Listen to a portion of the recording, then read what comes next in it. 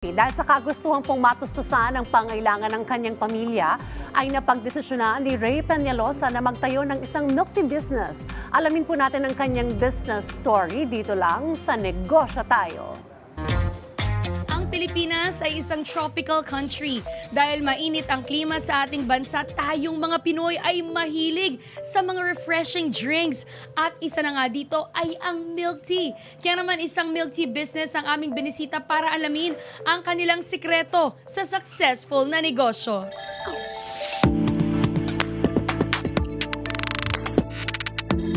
With me is Mr. Ray Peñalosa, owner po ng isang milk tea business. Hi, Sir Ray! Hello, Ma'am Dayan. Sir Ray, to start off, can you tell us more about your background and your business? I'm project coordinator sa isang foundation. And while doing the business, I started the business just only 5 months ago. What made you decide to enter business?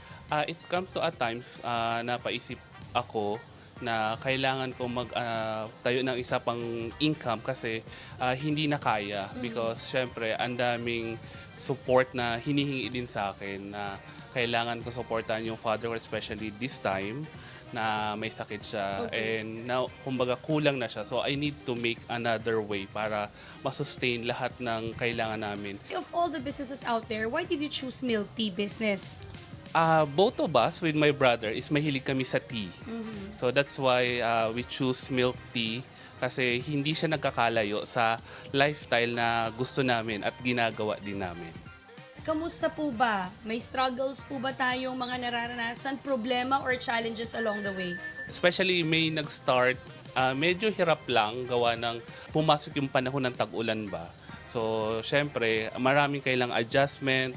I need to do some marketing strategy, change ba, para at least kahit maulan siya, hindi mawawala mismo yung dagsa ng maraming tao mismo na hindi nila makakalimutan na yung milk tea mismo can create good vibes pa rin kahit maulan.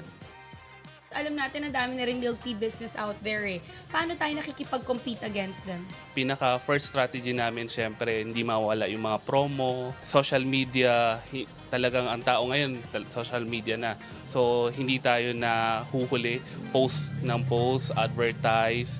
Then, we have also other source na para maka-discover ang tao. Meron tayong mga online kung saan pwede sila mag-order mismo. So, kumbaga, maraming paraan na ngayon. Paano naman po yung mga aspiring entrepreneurs out there na gusto rin mag-business, Sir Ray, pero takot pa rin po sila? Do you have any business tips para sa kanila? Do start kasi walang mawawala once na sinimulan mo siya. At least in yourself, mapapatunayan mo at wala kang pangamba sa sarili mo na hindi mo sinubukan. Bakit ba importante at kailangan pa natin mag-business? Alam naman natin, yes, marami kang pwede kang kumita sa pagtatrabaho, but itself mo sa business, marami kang pwedeng matutunan pa aside from working mismo in a four corner of the office ba. Mas ano mo yung sarili mo na pwede ka pala sa ganitong bagay. Marami kang matutunan sa sarili mo na madidiscover ba sa sarili mo na kaya mo pala.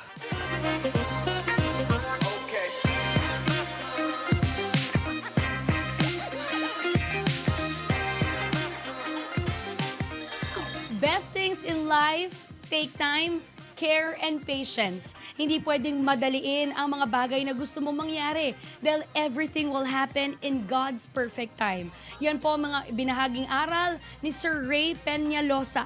Kaya naman mga kanegosyo, another business story and business tips na naman tayo on our next episode. Kaya naman, tara!